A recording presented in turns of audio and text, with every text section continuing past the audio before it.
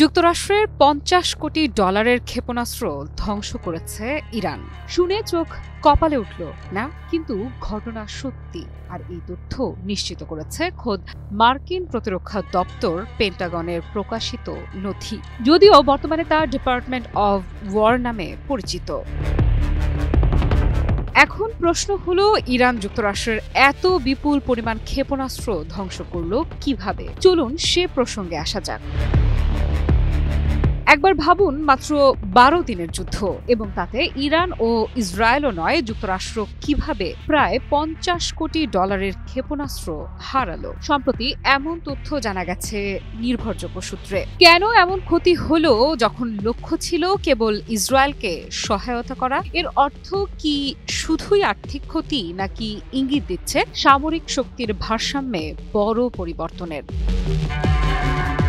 Department of ওয়ারে প্রকাশিত নথি বলছে, এই সংঘর্ষ চলাকালীন ইসরায়েল অতি উচ্চ মানের প্রতিরক্ষা ক্ষেপণাস্ত্র ছুড়েছে, কিন্তু সেই ব্যবস্থার গুরুত্বপূর্ণ অংশই হারিয়েছে, যা যুক্তরাষ্ট্র দিয়েছিল ইসরায়েলকে। সংবাদ মাধ্যম দ্য ওয়ার জোন এবং বিজনেস ইনসাইডারের উদ্ধৃতি অনুযায়ী 100 থেকে 150টি থার্ড ক্ষেপণাস্ত্র ব্যবহার করা হয়েছে। নথিতে জরুরি তহবিল চাওয়া হয়েছে $498.265 মিলিয়ন, যা দিয়ে ক্ষেপণাস্ত্রগুলো প্রতিস্থাপন করা হবে। এখন প্রশ্ন হচ্ছে, যদি যুক্তরাষ্ট্রের জন্য এমন সমর্থন এত ব্যয়বহুল হয়, ভবিষ্যতে তারা কতটা সাহায্য করতে পারবে ইসরায়েলকে? বিশেষ করে কংগ্রেসের অনুমোদন ছাড়া বাজেট বাড়ানো সম্ভব নয়, অর্থাৎ রাজনৈতিক ও আর্থিক চাপ প্রবল।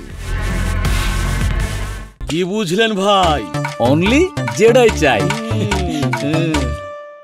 এই ক্ষেপণাস্ত্র হারানো শুধু আর্থিক ক্ষতি নয়, এটি ইঙ্গিত দেয় যে এমন ছোট সংঘর্ষেও অত্যাধুনিক সামরিক প্রযুক্তি পরীক্ষা হয়ে যাচ্ছে। প্রতিস্থাপন ও বাজেট অনুমোদনের প্রক্রিয়াও আন্তর্জাতিক রাজনীতিতে প্রভাব ফেলতে পারে। যদি ইরান এবং ইসরায়েলের সংঘর্ষ আরও তীব্র হয়, মার্কিন প্রতিরক্ষা কতটা সক্ষমতা দেখাতে পারবে? কি মনে হচ্ছে, এই পরিস্থিতি কি ভবিষ্যতে আরও বড় আঞ্চলিক সংঘাতের ইঙ্গিত দিচ্ছে, নাকি এটুকুই সীমাবদ্ধ থাকবে? মাত্র 12 দিনের সংঘর্ষে যুক্তরাষ্ট্রের এত বিশাল ক্ষতি শুধু একটি সামরিক ঘটনা নয়, এটি আন্তর্জাতিক শক্তির ভারসাম্য, বাজেট, কংগ্রেসের অনুমোদন প্রক্রিয়া এবং সামরিক কৌশল সবকিছুকে একসাথে প্রভাবিত করছে। এই ঘটনা মনে করিয়ে দেয় যে কোনো আঞ্চলিক সংঘাতের প্রভাব কেবল যুদ্ধে সীমাবদ্ধ থাকে না, তার প্রভাব ছড়িয়ে পড়ে অর্থনীতি, কৌশল এবং আন্তর্জাতিক শক্তির ভারসাম্যেও। আফরিদা ইফরা, নিউজ 24।